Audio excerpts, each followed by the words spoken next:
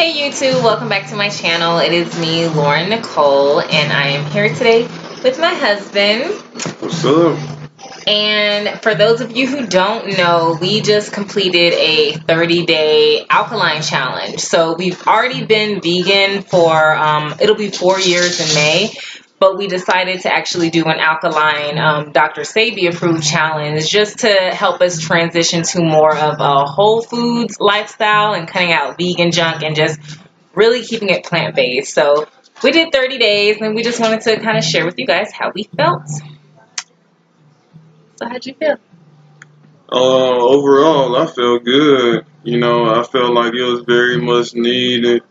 At the end of the cleanse, I also felt like like I always say, when I do those cleanses or whatnot, I feel clear in my mind. I feel a lot more clear and unfogged. So Yeah. I'm gonna go with that. Yeah, I feel wonderful after it all.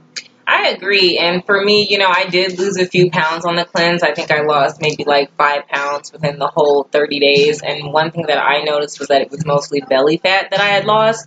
And so I thought that that was a big plus to it. And I think that was just from cutting out processed foods, because when you think about it, things like processed meats, and processed vegan cheeses and all that kind of stuff, they do have a lot of like sodium and just things that aren't good for you. So I did feel like just cutting those things out helped me lose weight. And another thing that I noticed was, before I would always try and do more of like a high carb, low fat type vegan diet, and I was like avoiding oil like the plague. Like he'd be like, let me put some oil in something, and I'd be like, nope, I'm not eating oil, because I was just taught that, from watching, certain channels and stuff, like I believed oil was the devil. But I actually ate a decent amount of oil. Like, I'm not going to say we went OD with it, but we did eat, like, fried mushrooms. No, we probably ate oil about at least once a week. Yeah. So, yeah, at least once a week we fried oil, used the grapeseed oil, which is on Dr. Sebi list, and we fried some.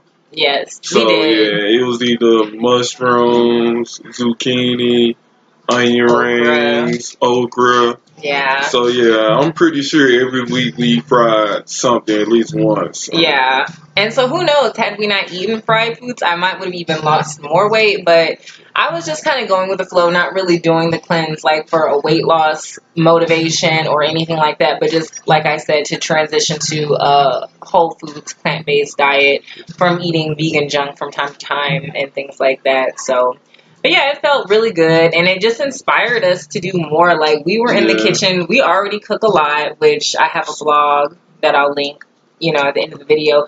But we already cook a lot, but like we cooked a lot. Oh yeah, I'm pretty sure we didn't go out to eat for one thing this whole month. Never. Not once. And usually what happened was we ate that meal for dinner, and then the next day, me and you, or probably me, majority of the time, would eat it for lunch the next day, and then the next day we would cook again.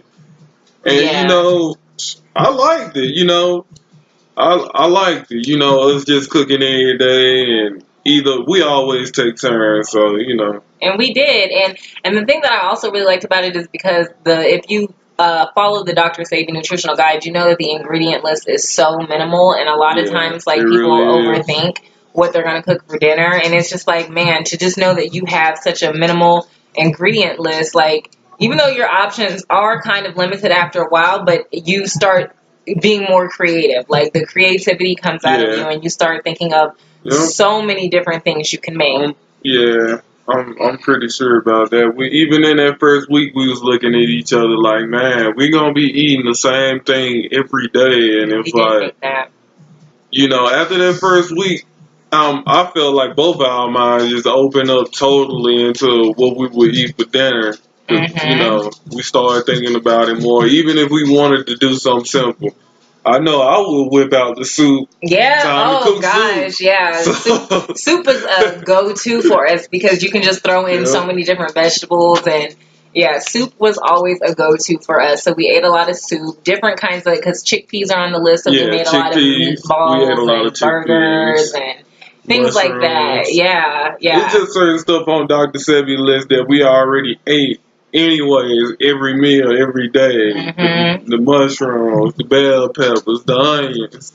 We cooked it in every meal, so it wasn't really as hard as we thought when we started thinking about those meals. Yeah, it really wasn't. I think the hardest part for us was just the spices being so limited because, you know, again, if you've seen the list, you know, there's things like garlic and pepper that you can't consume, and we consume a lot of that on the regular. Oh, yeah. So we cook with pepper and garlic every day. So yeah, so that was hard to get used to, but you know, you get used to it, and we started learning like the list that the ingredients that he has on the list.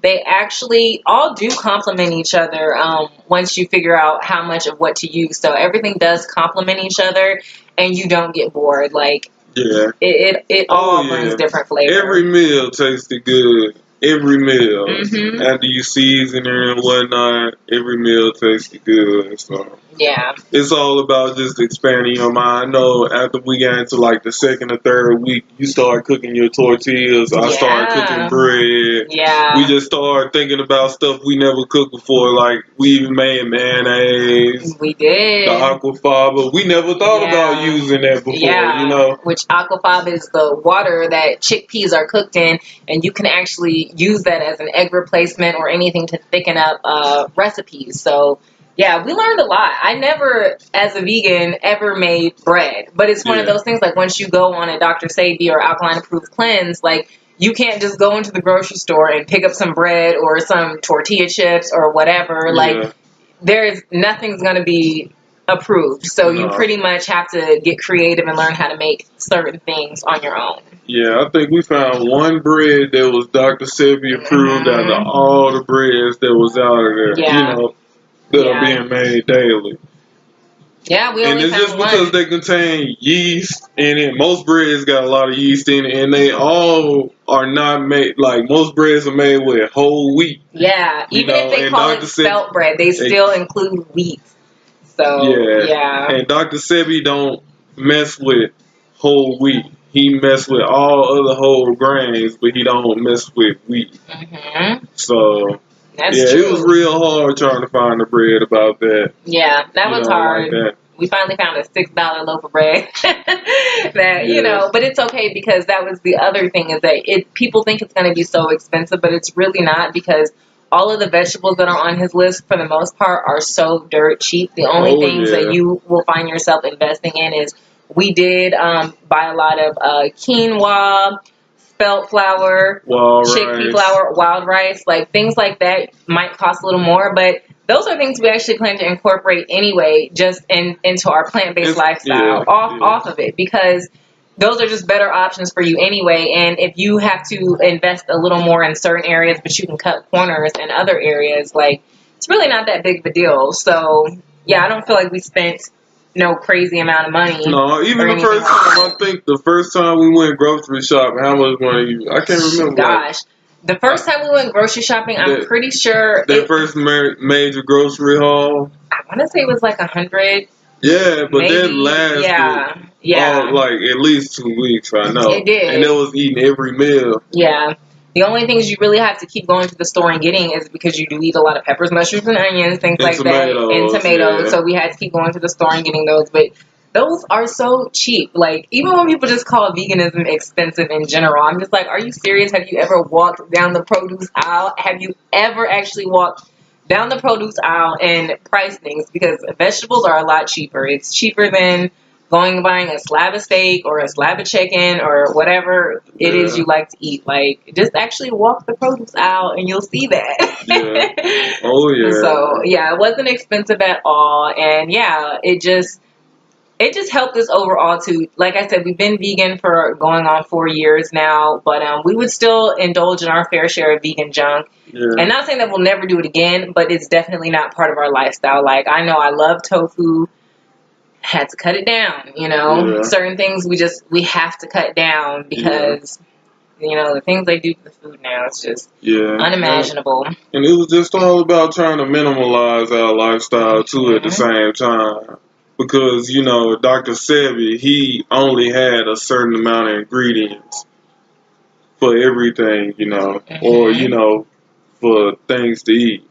Yeah. So Yeah, and It was so just yeah, and it about trying helped. to minimalize the way we cook in the kitchen, the way we even think about cooking our meals and stuff. That's what it was Exactly. for me. Yeah, and it just opened our eyes to just a whole new level. Oh You yeah, know, so it's like even though it was just a 31-day challenge because we did it from January 1st to the end, which was January 31st. So even though it was just a 31-day challenge, it definitely stuck with us. And even since then, we have been whole foods, plant-based only. You know, we haven't been eating any processed garbage foods. Like we've just been sticking to a pretty clean diet. So yeah, it just really inspired us to take it to a whole nother level. So, and if you guys don't know who Dr. Sebi is, you know, I know we didn't really give a rundown on who he is for those who don't know, yeah, but I highly encourage that you Google him. But you know, he basically is a holistic doctor who inspired a way of eating that is really good, especially for African people, because he, you know,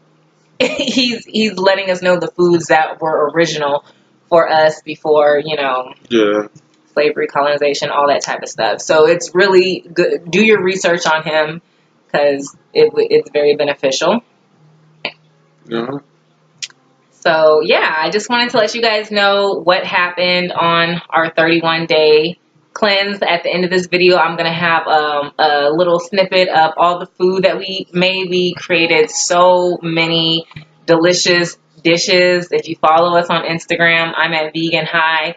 He's at Vegan Outcast with a Yeah. K. And if you follow us on there, you already see a lot of the food we posted. But we really went in. We took this challenge and just turned it upside down. So make sure to follow us on Instagram, and then also check out my blog because I have recipes to a lot of the foods that we created at www.veganhigh.blogspot.com. So check out our little snippet of food, and yeah, hope we inspired somebody to give it a try, or at least give veganism a try, because all in all, it's great for your health. Yeah, it's just too easy. All right, then we'll talk to you guys in the next one.